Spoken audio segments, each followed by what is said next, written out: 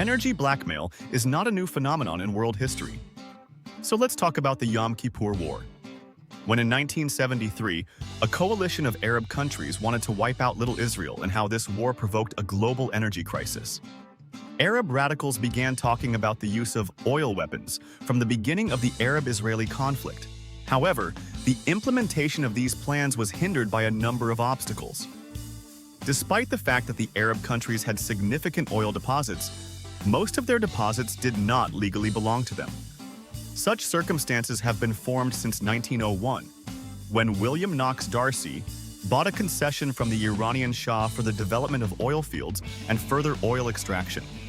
Then he received about 60% of the country's territory and thus actually created a working scheme that was later used by all the leading transnational companies in the world in the oil industry. The scheme worked as follows. A concession agreement is similar to a lease agreement and involves the transfer of property for temporary use. The main difference between a concession and a lease is that the concessionaire is obliged to invest in the concession object in the future. On the other hand, he has the right to then receive profits from his investments. And since such investments have a rather long payback period, the concession agreement is signed for a long term. In the oil industry, property was transferred for use for more than 50 years. And practically all oil fields in Arab countries then belonged to TNCs under such concession agreements. Theoretically, these fields could be taken away from these companies and nationalized. But this was a rather risky step. In 1951, Mohammad Mossadegh nationalized the oil industry. But in 1953, with the support of the United States, a coup d'etat took place in the country and the industry was returned to private companies. It is because of this that after World War II, a certain order was established in the oil industry of the Arab world. The fields in the Arab countries were owned by a cartel of 7 large international oil companies, which were called the Seven Sisters. And these companies shared equally their own profits from the sale of oil from these fields with the countries where these fields were located. Another reason that prevented the use of oil weapons was the availability of oil in other countries, such as Venezuela. Also, the United States could provide itself with its own oil if needed. Therefore, for the effective use of such weapons, it was necessary to choose the right period. Such an opportunity appeared in the 1970s. At that time, many factors coincided. Rapid economic development and the growth in the number of cars in the United States led to a significant increase in oil consumption. The United States, which in the past could provide itself with oil, gradually turned into an oil importer. The main supplier of oil to the United States was Saudi Arabia. Also in 1960, the Organization of the Petroleum Exporting Countries was created.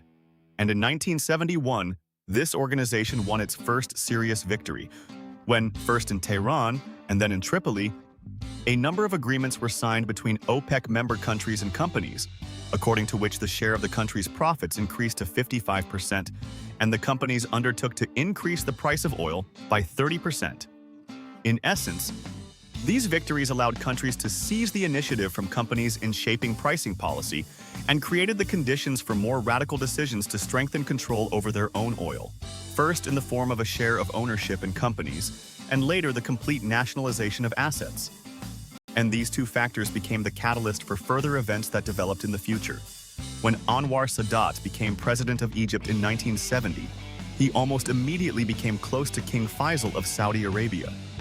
And while planning his attack on Israel, he began to actively convince the king of the need to use oil weapons to force the West to abandon its intentions to defend Israel.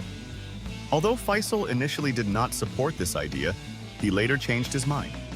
When Anwar Sadat launched a war against Israel in 1973, Faisal, in turn, began to use all available means of influence to convince the United States not to intervene in the conflict. At first, the Americans themselves did not really want to intervene in this war because they were also dissatisfied with Israel's policy. In recent years, Israel had become like a bone in their throat for them. And they were also confident that Israel would be able to win on its own, as it did during the Six-Day War of 1967.